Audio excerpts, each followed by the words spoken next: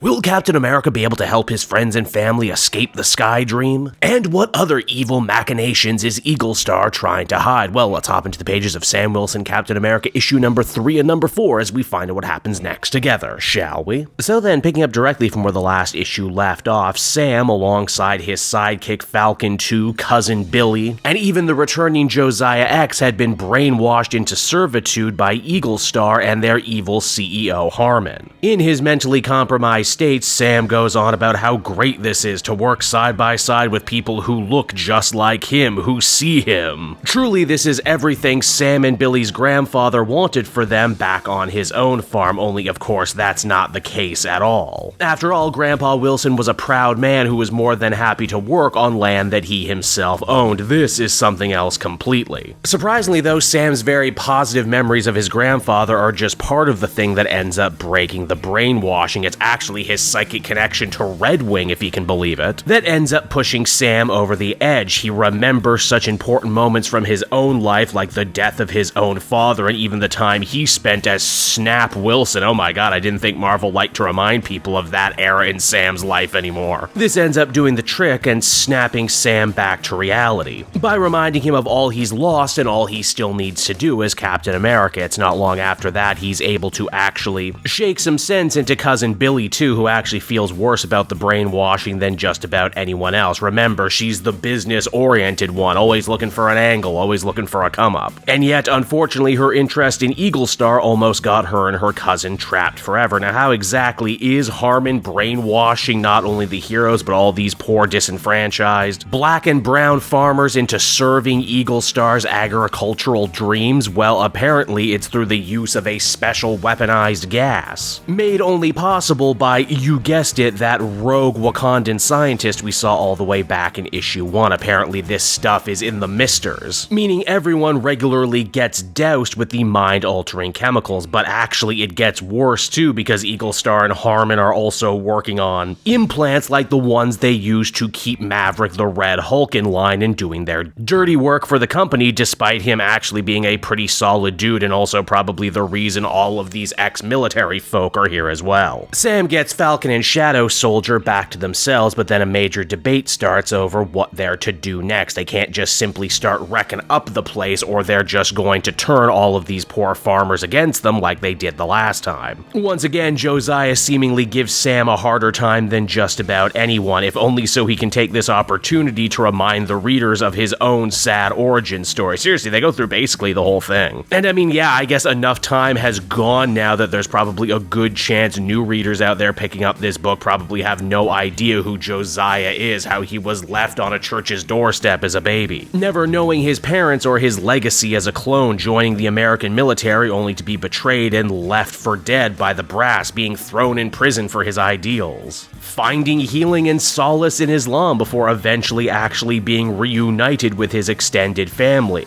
Not just the father he was cloned from, Isaiah Bradley, but also his nephew Elijah, aka Patriot, who he actually seems to be a lot softer on the idea of him taking up the Stars and Stripes. Keep that in mind because it will actually end up being important in the next issue. Now, after that impromptu flashback session is done with, the good guys manage to make their way deeper into the inner sanctum of Skydream by still pretending to be brainwashed. It's there they end up finding a bunch of science tubes that house the next step in Eaglestar's evil plot, avian soldiers, created by splicing Maverick's military men with Joaquin's bird DNA, as well as given wings just like Sam's trademark wings. Speaking of, Captain America is missing his wings right now and needs to find them if he's going to be able to get everyone off the station and stand a chance. Now, the good guys don't want to be too rough on these war angels because, well, they're just as manipulated as everyone else. It's only once the good guys find their missing gear are they horrified to realize that Skydream is moving. On a nearby map, they can see several flying fortresses headed to historically black cities all across America. What's their end goal? What are they after? Well, it's certainly nothing good, as issue 3 comes to a close. Now, as issue 4 begins, we actually check back on in with Elijah Bradley. Apparently, he was supposed to meet his Uncle Josiah in the park so they could play chess, and when he didn't show up, the young Patriot naturally jumped to the conclusion that something must have gone horribly wrong. In a nice bit of detective work, Elijah tracks down as many leads as he can, checking on in with Rhodey War Machine, before eventually hitting up his his old Young Avengers teammate Wiccan for a magical assist, teleporting him to exactly where his uncle is aboard Skydream. Naturally, the good guys are happy to have an extra pair of hands to help them in this very dangerous situation, but this also means the poor kid really ended up getting thrown into the deep end. Together as a united front, they all managed to take down the last of the War Angels. It's after that, though, things end up getting really damn introspective as Sam and the others have to debate the morality of what exactly to do with Skydream as a station and all the people who are currently calling it home. Sam, who is probably angrier here than we've seen him in a very long time, says that they just need to blow this damn thing up, that the whole thing is an absolute affront, that Harmon and Skydream have stolen his community's words, their very dreams of 40 acres and a mule, and turned it into something sick and twisted. Yet another in a long line of affronts, something that Sam feels very near and dear in his heart, always treated as a replacement, always treated as a token. Promised the world time and time again, only to have the rug ripped out from under him. Surprisingly, though, it's in this situation that Shadow Soldier, who is shown to be the much more aggro of the two, actually says that it would be more unfair to destroy the Skydream station considering all the hard work that all of these disenfranchised farmers have put into it. It's actually Billy, of all people, who actually ends up coming in with an unforeseen third option, and that is, hey, what about instead of destroying it, what if we just take it over? Though, to do that, they're going to need some help. First things first, taking down that rogue Wakandan doctor, which Billy actually ends up doing herself. Hey, is that why she's been such a big part of this story? Because they didn't want Sam or any of the other male heroes to hit a female doctor? We actually end up learning a hell of a lot about both characters in this little scene, too. The doctor says that ecological destruction will be coming for all nations soon enough, and not even Wakanda will survive. So, best to get a head start now on a new life somewhere else. Kinship and kinfolk be damned, don't you know? Furthermore, apparently Billy herself was actually in the Air Force, but she ended up getting dishonorably discharged because of one of her little side get-rich-quick schemes. Now, while that's going on, the other heroes try to track down wherever Harmon is hiding. It's during the battle we learned that Josiah X's new moniker of Shadow Soldier isn't just a cool name because it seems that he's also packing Dark Force abilities right now, which is kind of amazing in and of itself. A magical Captain America, that's something we haven't seen before. Now, if the heroes are going to take down Eaglestar and take control of the station, they're going to need a little extra assistance. They're going to need to get Maverick and the Red Hulk on their side. Thanks to Billy's help, they're able to do a switcheroo on the implant that Harmon was using to control Maverick's mind. The only problem is that even though the general is back to himself now, he doesn't want to Hulk out. At least not yet anyway. He wants to save the gamma-powered beatdown for Harmon himself. And I mean, he's more than deserved it, especially considering how he's turned Maverick's own soldiers into bird monsters. With the good guys' team numbers now ballooned to a full 6, they decide to take the fight directly to Harmon, who is currently hiding out in his secret base within a secret base, Moria. Because yes, like all Silicon Valley douchebags, this guy also just so happens to be a massive Tolkien nerd. One who seemingly also prepared for just this sort of situation, stopping Cap's shield dead in its tracks before ultimately revealing the true endgame for his evil plans. He says the Skydream stations were meant to survive the destruction of Earth, but hey, why wait for climate change to do the dirty work when he can just do it himself right now? Every station has absorbed just enough solar power to create a massive energy blast capable of destroying whatever it's pointed at, like, oh, I don't know, maybe Harlem as the comic comes to a close. And so that was Sam Wilson, Captain America issue number 3 and number 4, and overall I continue to feel about this series how I felt when it started, and that is, this is a pretty decent story that probably could have been great, but it really just has several nagging issues that continue holding it back. The pacing is a little all over the place. The art really ends up suffering in the second part of issue 4, with characters looking like damn near caricatures of themselves. Don't get me wrong, I think it's totally awesome to see so many members of the Bradley family all together fighting alongside Sam and Falcon 2. It's real feel-good stuff, it's just I wish they had a more interesting villain to fight. Harmon and Eaglestar really do just feel like generic tech bros. Barely worth having all these super cool heroes fighting them, and yes, I know realistically tech bros are probably doing more real-world evil right now than any other group of people, but they're not even particularly cool or interesting versions of tech bros. Then of course we have another elephant in the room, and that is Greg Pak's particular use of topical hot button issues in his storytelling. It bugged me for a bit in the first 2 issues, but but now it's really starting to become a problem here in the latter two, and that is I don't think Pac actually cares very much about what he's talking about. I think he's literally just paying lip service to these important socio-economical issues because, well, it's a Captain America story, and it's expected now that it be topical and timely and everything else. Even if I feel like it doesn't really do much to elevate the story one way or another, ultimately I would give this one a 7 out of 10. It's not the worst. The pieces are certainly there for a good Captain America story, I just feel like it's not really coming together yet in any meaningful way, but hey, maybe they will.